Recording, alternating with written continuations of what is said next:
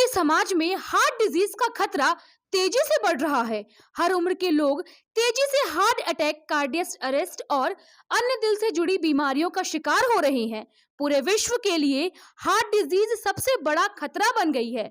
दिल से जुड़ी बीमारियों के बारे में जागरूकता बढ़ाने के लिए हर साल 29 सितंबर को वर्ल्ड हार्ट डे मनाया जाता है। भारत में भी दिल की सेहत एक गंभीर चिंता का विषय है। पिछले कुछ सालों में तमाम सेलिब्रिटी समेत तमाम लोग हार्ट अटैक और कार्डियक अरेस्ट की वजह से मौत का शिकार हो चुके हैं। आज विश्व हृदय दिवस के मौके पर गुरुग्राम के आर्टेमिस हॉस्पिटल के डॉक्टरों ने बताया कि हार्ट डिजीज का खतरा किन किन वजहों से बढ़ रहा है और इससे किस तरह बचाव किया जा सकता है। सबसे इम्पॉर्टेंट चीज़ ये है कम्युनिकेशन, ठीक है। दूसरी चीज़ ये है अवेयरनेस।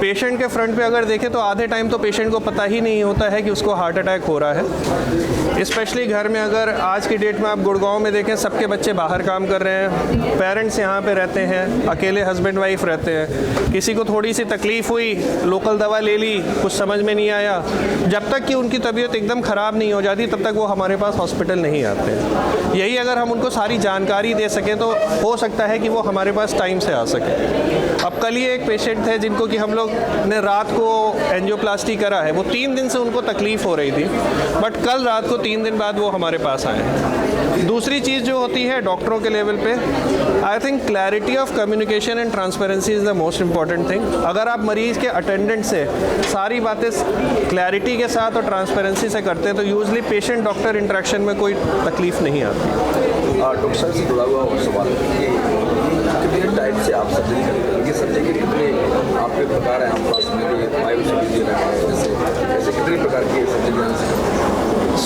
अगर आप देखेंगे हार्ट में एक ब्लड वेसल्स होती हैं और एक हार्ट का इलेक्ट्रिकल सिस्टम होता है। हम अपने आप को प्लम्बर और इलेक्ट्रीशियन कहते हैं क्योंकि हम हार्ट की ब्लड वेसल्स को साफ़ करते हैं, उसमें स्टेंट डालते हैं जिसको कि एंजियोप्लास्टी कहते हैं। दूसरी चीज़ होती है हार्ट की अगर धड़कनें बहुत तेज़ हो जाए तो या बहुत कम हो जाए तो कई बार हमें उन धड़कनों को सही करने के लिए लेज़र का ट्रीटमेंट करना पड़ता है जिसको रेडियो फ्रीक्वेंसी एब्लेशन कहते हैं। अगर हमारी धड़कनें बहुत कम हो जाएँ तो जहाँ मरीज़ को चक्कर आने लगे, बेहोश होने लगे तो हमें पेसमेकर की ज़रूरत पड़ती है।